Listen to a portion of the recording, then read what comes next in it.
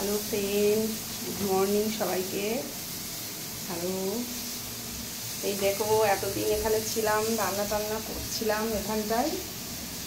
আজকেই শেষ রান্না, চলে যাব আজকে এখান থেকে। আমরা দেখতেই পাচ্ছ যে এখন রান্না চলছে। আজকে 5টার দিকে বেরিয়ে যাব আমরা।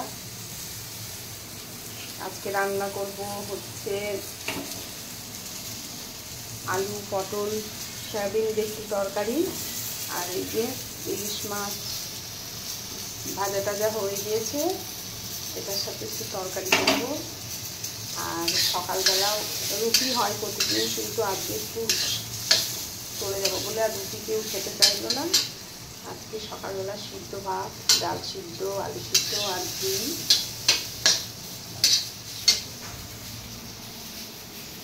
কদিন আমরা আছি এখানে, মাও আছে, মা আমি দুজনায় রান্না করছিলাম। চলে যাবো বলে আর কি মনটা খারাপ।